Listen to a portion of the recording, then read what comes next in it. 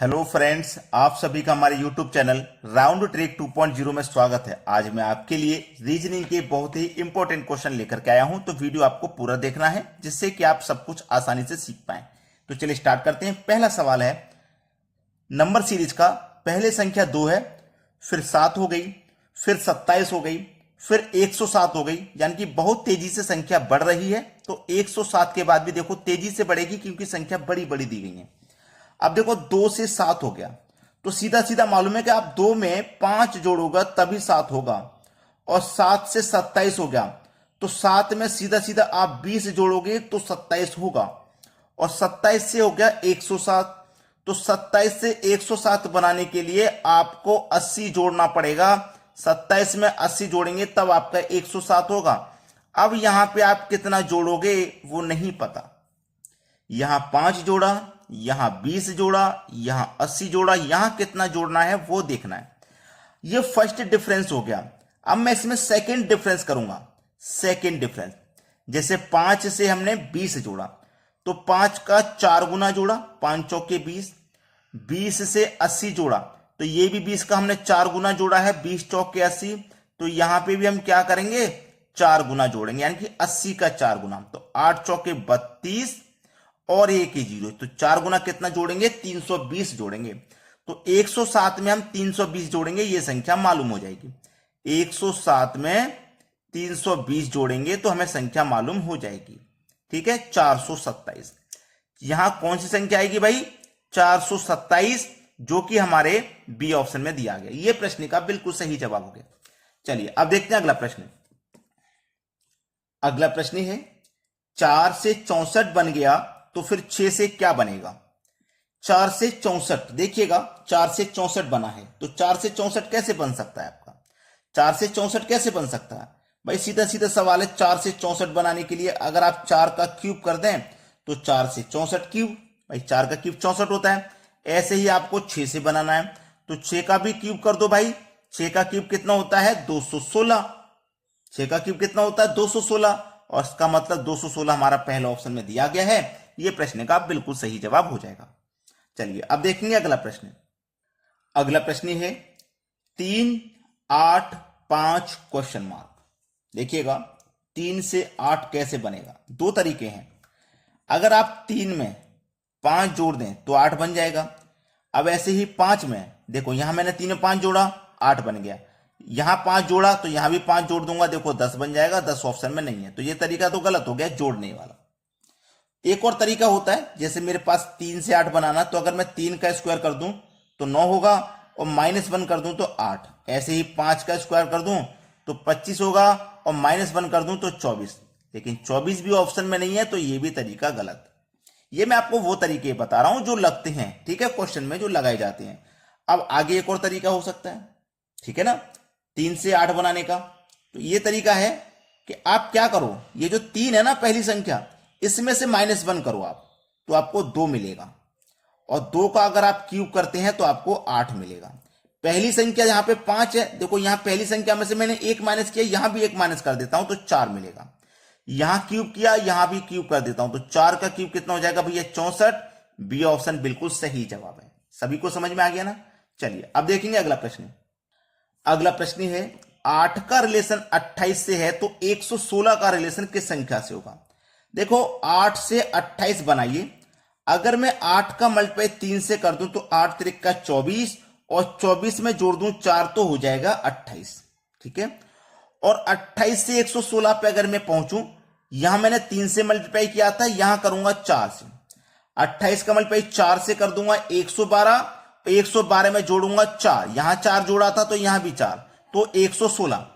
अब यहां पे भी क्या करो, यहां 3 से मल्टीप्लाई किया, यहां 4 से किया, तो भैया यहां 5 से कर दो। 5 से करने के बाद 4 जोड़ देंगे, तो 100 का मल्टीप्लाई 5 से करोगे 500, और 16 पंजे 80, यानी कि 580, और 580 में जोड़ दोगे 4, तो ये हो जाएगा 584। बी ऑप्शन प्रश्न का बिल्कुल सही जवाब है। अब देखते हैं अगला सवाल। अगला प्रश्न है 96, 9, 72 क्वेश्चन मार्क। देखो ये 96 है ना, 96 से 9 कैसे बन सकता है, ध्यान दीजिए। अगर मैं इन दोनों संख्याओं का अंतर कर लूं आपस में, तो 9 में से 6 को घटा दूंगा, अंतर का मतलब यही होता है बड़ी संख्या में से छोटी को घटा देना। 9 में से 6 घटा दूंगा तो 3 बचेगा, और इस 3 का वर्ग अगर मैं कर दूं तो 9 मिल जाएगा। सेम लॉजिक को हम आगे बढ़ाएंगे, यहां पे भी अंतर करेंगे तो 7 में से 2 को घटा देंगे 5 होगा, और 5 का अगर वर्ग कर देंगे तो 25 हो जाएगा। यानी कि पहला ऑप्शन जो दिया गया है वो बिल्कुल सही जवाब है। समझ में आ गया ना। चलिए अब देखते हैं अगला प्रश्न। अगला प्रश्न है, इसको जब आप देखेंगे तो आपको दो जगह, स्टार्टिंग में दो जगह 1 और 1 दिखाई देगा। कोई बात नहीं, सोचिए क्या हो सकता है। अगर मैं 1 का वर्ग कर दूं तो 1 ही रहेगा, और 1 का क्यूब कर दूं तो भी 1। अब 1 के बाद में 2 ले लो, 2 का वर्ग कर दूं 4, और 2 का क्यूब कर दूं तो 8, 3 का वर्ग कर दूं तो 9, और 3 का क्यूब कर दूं तो 27। समझ में आ गया ना सवाल। भाई एक बार वर्ग करना उसी संख्या का, एक बार क्यूब, एक बार वर्ग एक बार क्यूब, एक बार वर्ग एक बार क्यूब करना है, 27 हो जाएगा सही जवाब। चलिए अब देखते हैं अगला प्रश्न। अगला प्रश्न है 9, 25, 49 क्वेश्चन मार्क। अच्छा सवाल है, और सवाल में सीधे सीधे नजर आ रहा है कि ये आपका 3 का स्क्वायर है, ये आपका 5 का स्क्वायर है, ये आपका 7 का स्क्वायर है। तो यहां पे जो आएगा वो किसी ना किसी संख्या का स्क्वायर ही होगा। अब देखो यहां पे दो ही संख्या है स्क्वायर वाली, एक तो 121 और 64। ये संख्या किसी भी संख्या का स्क्वायर नहीं होती। 50, 82 भी किसी भी संख्या का स्क्वायर नहीं है। तो जो आंसर आने वाला है क्या इन दो संख्याओं में से आने वाला है? जो आंसर आने वाला है क्या इन दो संख्याओं में से आने वाला है? अगर हमारा लॉजिक इस तरीके का रहेगा, अगर हमारा लॉजिक इस तरीके का रहेगा, जैसे 3 से 5 हो गया तो हमने 3 में 2 जोड़ दिया 5। अगर मैं 7 में भी 2 जोड़ दूं तो 9 हो जाएगा। 9 का स्क्वायर करूंगा तो 81, जो कि ऑप्शन में है नहीं, है क्या? नहीं है। तो ये तरीका तो नहीं लग सकता। अगर आप ध्यान से इसको देखेंगे तो आपको ये नजर आ जाएगा कि ये प्राइम नंबर सीरीज है, प्राइम नंबर। ठीक है, कैसे? देखो 3 एक प्राइम नंबर संख्या है, और 3 के बाद आने वाली प्राइम नंबर संख्या 5 है। 7 एक प्राइम नंबर संख्या है, 7 के बाद में जो प्राइम नंबर संख्या आती है वो 11 होती है। मतलब यहां 11 का वर्ग आएगा, जो कि 121 होता है। बी ऑप्शन होगा सही जवाब। क्लियर है ना सभी को प्रश्न? चलिए अब देखते हैं अगला सवाल। अगला सवाल है देखो 4, 32, 7 क्वेश्चन मार्क। 4 से 32 कैसे हो सकता है भाई? अगर मैं इस 4 का स्क्वायर कर दूं तो 16 होगा, और 32 बनाने के लिए 16 का मल्टीप्लाई अगर मैं 2 से कर दूं तो 32 बन जाएगा। ऐसे ही देखो 7 का स्क्वायर कितना होता है भैया? 49। यहां स्क्वायर का मल्टीप्लाई 2 से किया है तो यहां भी 2 से कर देंगे, 49 का मल्टीप्लाई 2 से कर देंगे, 98 हो जाएगा। बी ऑप्शन हो जाएगा सही जवाब। चलिए अब देखते हैं अगला प्रश्न।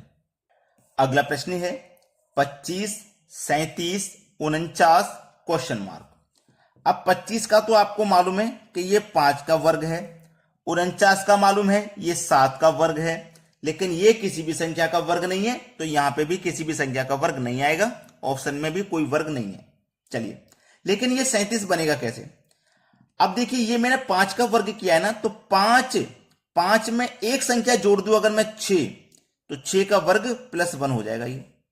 यानी कि 5 में मैंने क्या एक जोड़ दिया ना, 5 में एक जोड़ दिया 6 हो गया। 6 का वर्ग किया उसमें एक जोड़ दिया 37। ऐसे ही मैं 7 में भी एक जोड़ दूंगा तो 8, तो 8 का वर्ग करूंगा और वर्ग में एक जोड़ूंगा, वर्ग में एक, तो 8 का वर्ग 64, 64 में एक जोड़ देंगे 65 हो जाएगा। यहां जो संख्या आएगी वो 65 होगी। यानी कि सी ऑप्शन है प्रश्न का बिल्कुल सही जवाब। समझ में आया सभी को? अब देखते हैं अगला सवाल। अगला प्रश्न है 23, 31, 41 क्वेश्चन मार्क। अब ये जो सवाल है ये मैं आपको दूंगा होमवर्क के लिए। ठीक है, ये सवाल मैं आपको होमवर्क के लिए दूंगा, घर के करने के लिए एक सवाल दूंगा। आप घर से ज्यादा समय मत लगाइए, बस वीडियो को यहीं पे रोक के इसका आंसर कमेंट कर दीजिए क्या आएगा। ठीक है दोस्तों, धन्यवाद।